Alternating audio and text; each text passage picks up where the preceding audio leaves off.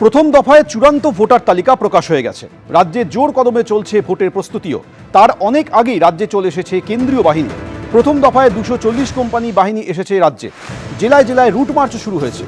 নন্দীগ্রাম, জামুরিয়া, ভাঙড়, পুরুলিয়ায় টহল দিচ্ছে কেন্দ্রীয় বাহিনী।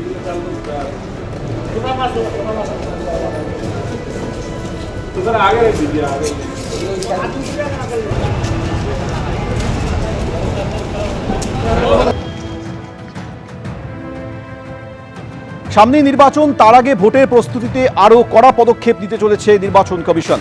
বুথের ভিতরের পাশাপাশি এবার বাইরেও সিসিটিভি বসাতে নির্দেশ দেওয়া হয়েছে বলে কমিশন সূত্রে খবর।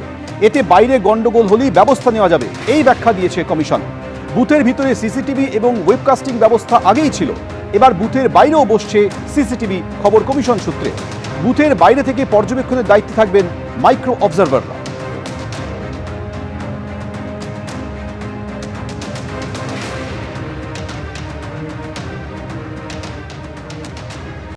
স্বাধীনতা পরবর্তী বারংবার যে নির্বাচনের পূর্বে এবং পরে এবং সারা বছর ধরে রাজনৈতিক রক্তস্রোতের একটা ইতিহাস হয়েছে।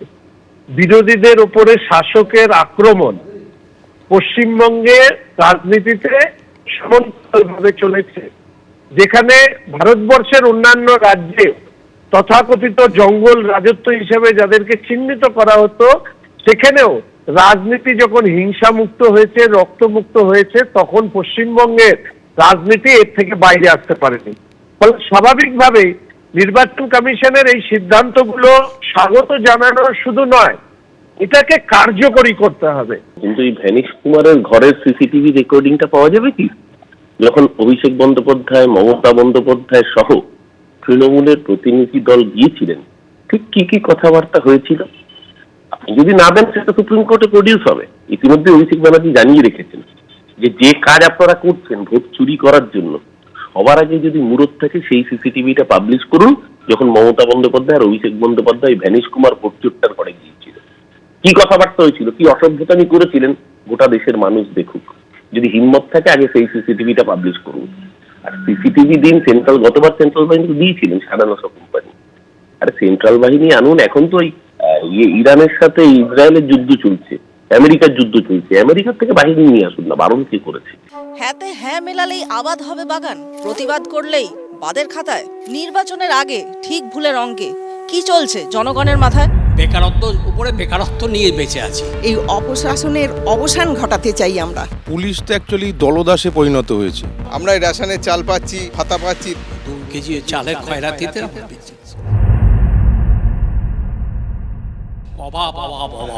ভোটের আগে ফোকাস বদলে গেছে ভোটের ময়দানে। চাই নিজ খাদ্য থেকে চাই নিজ বাদ্যে শিফট করেছেন সকলেই।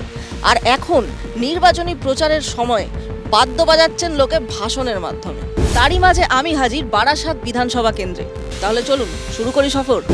এবছর 3 বারের তৃণমূলের বিধায়ক বলেছেন তিনি আর নির্বাচনে অংশগ্রহণ করতে চান না এবং নিজেকে তিনি ব্যর্থ বলেও দাবি করছেন। এ বিষয়ে আপনার মতামত কি? যথার্থ সত্য কথা বলেছেন। বারাসাতবাসী ওকে দেখেনি ওনাকে, এবং উনি পরিযায়ী পাখি বলে পরিচিত বারাসাতে। বিধায়ক তো আজকে 15 বছর দূরবীন দিয়ে খুঁজে পাওয়া যায়নি। দেখেছি সিনেমার পর্দায় দেখেছি। খুব অল্প সময়ের জন্য, অল্প দিনের জন্য ওনাকে দেখি আমরা, এমএলএ কে আমরা পাই না, কোনো সুযোগ সুবিধাই আমরা বিধায়কের কাছ থেকে পাই না। গত বছর সেপ্টেম্বর মাসে চিরঞ্জিত চক্রবর্তী বলেন যে তিনি বিধায়ক হিসেবে ব্যর্থ। এতে কি তার কথার পরিপ্রেক্ষিতে দলে কোনো প্রভাব পড়েছে, বা সাধারণ মানুষ যারা ভোটার তাদের মধ্যেও কি কোনো নেতিবাচক প্রভাব পড়তে পারে বলে আপনার মনে হয়? স্বাভাবিকভাবেই মানুষের একটা অধিক প্রত্যাশা থাকে, সেই প্রত্যাশা পূরণে হয়তো উনি ব্যর্থ, এই কথাটা বলেছেন। হয়তো এই এফেক্ট হয়তো থাকলেও থাকতে পারে।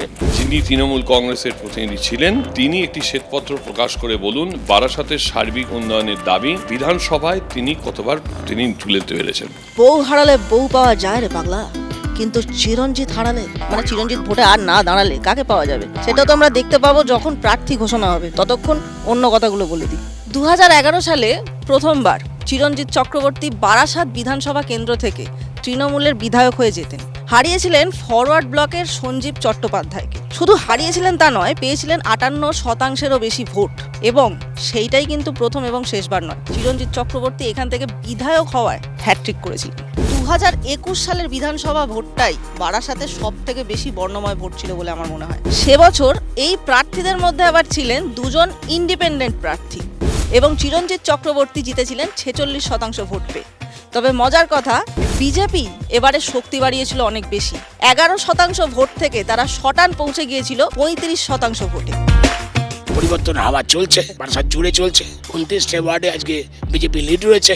ভোটের আগে জয় বাংলা আর জয় শ্রীরাম এই দুটো শব্দবন্ধের সংঘাত কোন পর্যায়ে পৌঁছতে পারে বলে আপনার মনে হয়? জয় শ্রীরাম আর শোনা যায় না, বিজেপিরাও জয় বাংলা বলে।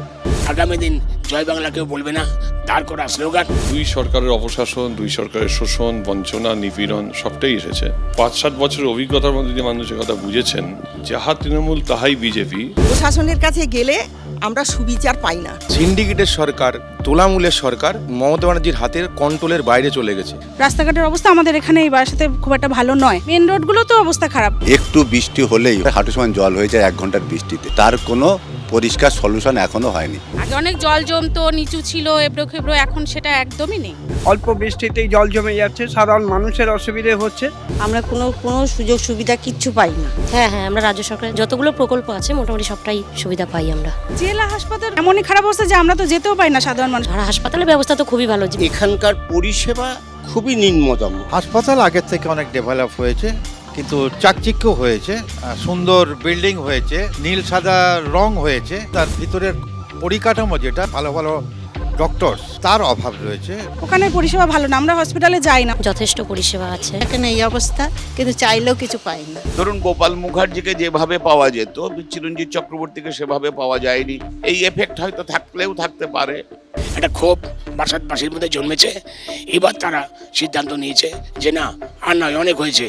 যাকে পাবো ভূমিপুত্র, যে দলের হোক, তাকে ভোট দেবো। এখানে রুটিন মাফিক নর্দমা পরিষ্কার করা, তারপরে পৌরসভা থেকে তেল দিলে তেলটা দেওয়া, তারপরে ডেঙ্গুর মেয়েরা সার্ভে করে বাড়ি বাড়ি, এগুলো দেখি সত্যি উপকার পেয়েছি, আমরা উপকার পাচ্ছি। মুখ্যমন্ত্রী হিসেবে যা প্রকল্পগুলো চালু করেছে তা অনেকগুলো সমস্ত প্রকল্পগুলো চালু আছে বারাসাতে, তা আমরা পাই। অ্যাকচুয়ালি এসবের তো আমাদের কোনো কাজ নেই, সবাই বেকার। এই আমাদের এখন যেমন বেকার ভাতা দিচ্ছে, দেবে ভবিষ্যতে আরও দেবে হয়তো। রেশনটা তো সুবিধা আছেই, যেমন কন্যাশ্রী, রূপশ্রী থেকে শুরু করে আমার বোনের বিয়েতে যে রূপশ্রীর টাকাটা আমরা পেয়েছি, আমার মায়ের শরীর খারাপে যে স্বাস্থ্যসাথী কার্ডে ব্যবহার করে সেখান থেকেও টাকা পেয়েছি। ভাতা নিয়ে আমার বাড়িতে লক্ষ্মী ভাণ্ডারের টাকা নিয়ে যদি আমি ভোটটা ওখানে দিয়ে ফেলি, তাহলে আমার মনে হয় ঘরে যে ছেলেটা বেকার আছে, তাহলে সে তো আর কর্মক্ষমতা হারিয়ে ফেলি। ভাতা যা আছে তার পক্ষে তার বিপক্ষে বলার তো বড় কথা হচ্ছে, যে কোনো কর্মক্ষমতা সম্পন্ন বেকার যুবক যুবতীর স্থায়ী চাকরির দাবি আমরা করছি। দানে দানে পে লিখা হ্যায় দান করনে ওয়ালে কা নাম। দাতা কর্ণের সময় গিয়েছে চলে, তারা দানের হিসেব মিলিয়ে নেবে ভোটের সময় এলে। উল্টো দিকে জনতাও কিন্তু বুঝিয়ে দেবে কত দানে কত চাল। আজ আমি আমার বারাসাত বিধানসভা কেন্দ্রের সফর শেষ করছি এখানে। আপনারা দেখতে থাকুন তারকার চোখে তারকা কেন্দ্র। চোখ থাকুক এবিপি আনন্দ। এবিপি আনন্দ, এগিয়ে থাকে, এগিয়ে রাখে।